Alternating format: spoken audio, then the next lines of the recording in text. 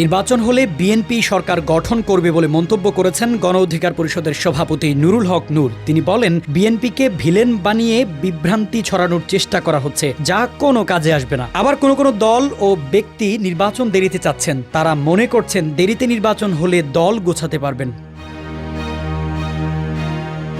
নূর আরো বলেন, সংস্কার বাস্তবায়নের পক্ষে কোনো দল তো বিরোধিতা করেনি। অযথা বিএনপির মতো বড় দলকে ভিলেন বানিয়ে লাভ নেই। বর্তমানে তাদের মতো সাংগঠনিক সক্ষমতা আর কারণেই। নির্বাচন হলে তো তারাই সরকার গঠন করবে। এজন্য সামাজিক মাধ্যমে তাদের বিরুদ্ধে অপতথ্য ছড়িয়ে জনগণকে বিভ্রান্ত করা হচ্ছে বলেও অভিযোগ করেন তিনি।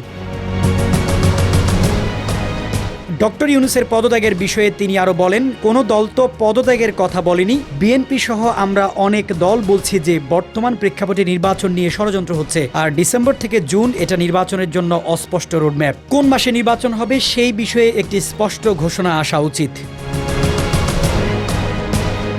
এদিকে ডিসেম্বরে নির্বাচন চায় বিএনপি। যদি এই সময় নির্বাচন না দেয়া যায় তা যুক্তি দিয়ে জাতির কাছে সরকারকে জানানোর আহ্বান জানিয়েছেন বিএনপির নেতারা। অভিযোগ করেন, নতুন দলগুলোর জোট গঠনের প্রক্রিয়া অসমাপ্ত থাকায় জাতীয় নির্বাচন পেছানোর চেষ্টা হচ্ছে, যা জনগণ মেনে নেবে না। বগুড়ায় তারুণ্যের সমাবেশে যোগ দিয়ে জনগণের ক্ষমতা তাদের কাছে ফিরিয়ে দিতে আবারও সংগ্রামের প্রস্তুতি নিতে নেতাকর্মীদের প্রস্তুত হওয়ার নির্দেশ দেন দলটির কেন্দ্রীয় নেতারা।